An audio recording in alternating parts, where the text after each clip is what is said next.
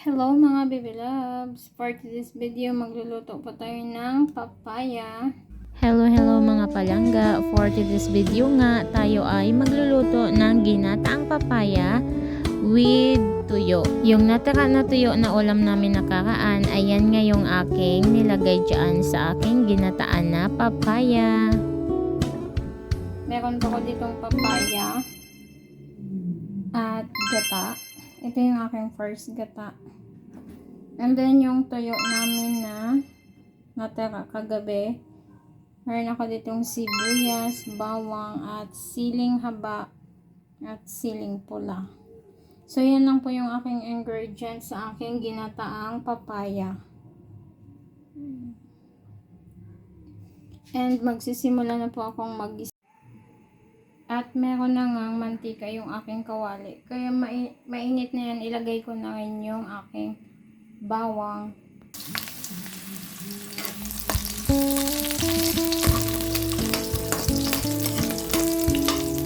At ang sunod ko nga na nilagay ay ang sibuyas at syempre mikos-mikos lang natin hanggang sa golden brown. At pagkatapos naman ay sinunod ko na nilagay ang leftover na tuyo. Hinimay-hinimay ko nga yan mga langga at tinanggal ko na yung mga tinik-tinik niya. At mikos-mikos lang din natin yan.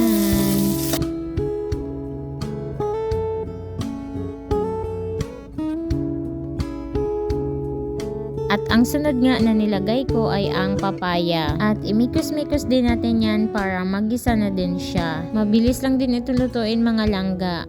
Ilang minuto nga lang ay luto na to. At sa mukhang halaga nga ay makakapagluto ka na ng masarap na ulam. Ito ay pasok sa budget meal mga langga. Kung kayo ay nagtitipid, pwede sa inyo ang ulam na to. Basta isa lang masasabi ko, masarap yan mga langga, kaya try nyo na din. By the way mga langga, first time ko nga itong lutuin. Sana nga ay magustuhan na naman ni Habibi Loves. Pero in fairness naman mga langga, kahit first time ko nga lutuin ay ang kanalalabasan ay nagustuhan naman ng aking Habibi Loves. Pero minsan may mga first time din ako na niluluto na hindi niya nagustuhan. Kaya ako na lang mag-isa ang kumakain. Pero itong luto ko na to nagustuhan niya kasi medyo maanghang-anghanga ito at mahilig nga siya sa maanghang. At saka makarami din itong mga langga dahil nga may gata. At dahil nailagay ko na nga yung ating unang gata sa aking ginataang papaya mga baby loves, lalagyan ko na siya ng magic sarap at saka itong paminta na durog. Yung asin mamaya na kasi maalat yung tuyo, baka pag naglagay ako ng asin baka umalat siya. So mamaya ko natitimplahin pag nakulo na yung unang gata na nilagay ko, pag malambot na yung papaya. Lalagay ko na tsaka ito.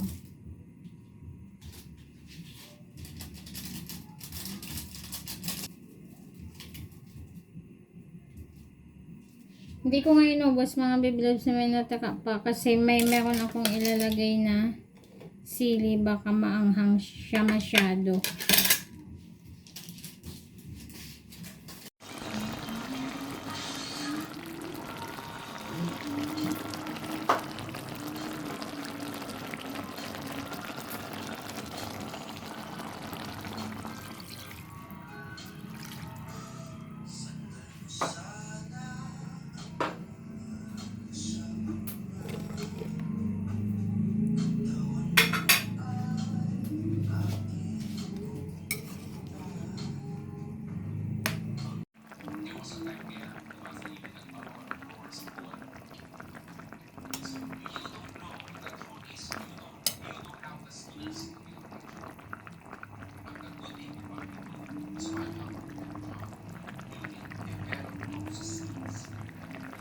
Sarap.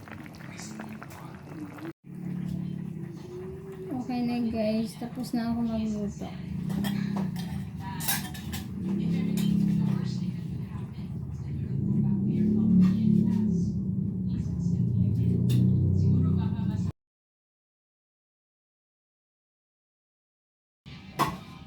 Mainit guys.